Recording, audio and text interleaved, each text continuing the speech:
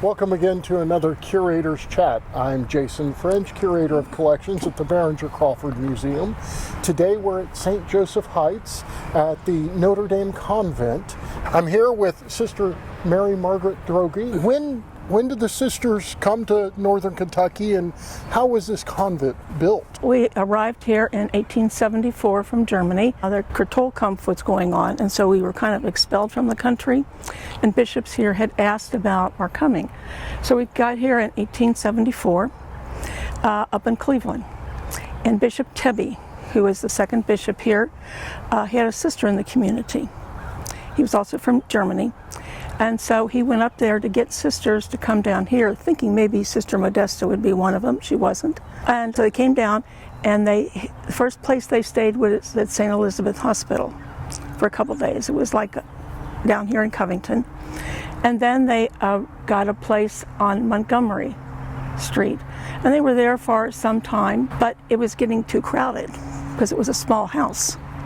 So they were going to build Notre Dame Academy, which was down in Covington, became in Covington at the time. So they bought some property down there. It was their house, but they needed another building, so they built another building. And then the sisters moved there. But that got too crowded too, because they were starting a school. And so they were looking for property out what they called the country. And that would help for older sisters and maybe some who weren't well out in the country. So they came out here, bought property out here at 4 different times. We have a little story with that. They wanted a certain piece of property that was connected, and so the story is, we don't have any way of proving this, but that they buried a medal of St. Joseph out here. And so we got the property, and so they started building here in about 1925 or something like that, and completed it in 1927. So it's been the home it's been the center. We became a province in 1924, and this became our center then, St. Joseph Heights. And this is where all the sisters would enter the community. So, I can just tell you, for me, that was a big experience, walking into this building and saying I was going to stay here. We made our vows here. We've had Jubilee celebrations here, we've had our funerals here, and we've had province gatherings where all the sisters come together, and so we used our chapel for that. But it was an absolutely marvelous place. When you went into it, you could tell it was German influence. Tremendous carvings. And then the stained glass windows were made in Germany, the same place that made the windows for the cathedral. It's just such craftsmanship in the building. And so I think the piece that people will miss the most is the chapel. I understand that because I will too. The grounds here are going to have a new life after this structure, correct? I think so. And what is that plan? Okay, but this is only to tell you what I've heard. Okay. St. Charles is probably going to take over the property. I'm not sure what they will do with it yet. That's because, it takes so long to plan something like this. But we are keeping our cemetery that would be in the Sisters of Notre Dame name. I think they might be keeping the Way of the Cross that's down there. Maybe a few other things.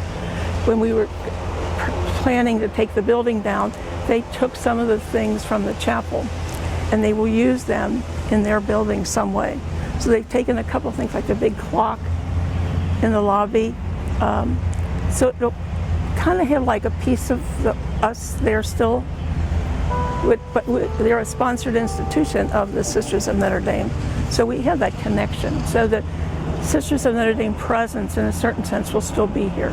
Sister Mary Margaret, they're going to take down this building. And yes. This is someplace you spent a good portion of your life. Yes. And so many other sisters did. What do you feel about that? I know it can't be an easy feeling. No, it's not. And this is our home. So it's like taking your home down, but it's more than like taking down bricks and mortar and stuff like that, because the building is made up of that, but it's made up of people, and it's the sisters and our staff. And to take that down, it's like you have to think that this is our family, but we've got our memories and we've got pictures. And so, like any family, you rely on that. And it's a sad thing, and we've got each other, and that's the important thing. The people are the important thing. I know we've put the focus on the building, but the building wouldn't be there if it weren't for the people. I hope you've enjoyed this Curator's Chat, this fascinating look at Notre Dame Convent here. And if you like it, feel free to like and subscribe, and we'll see you in our next Curator's Chat.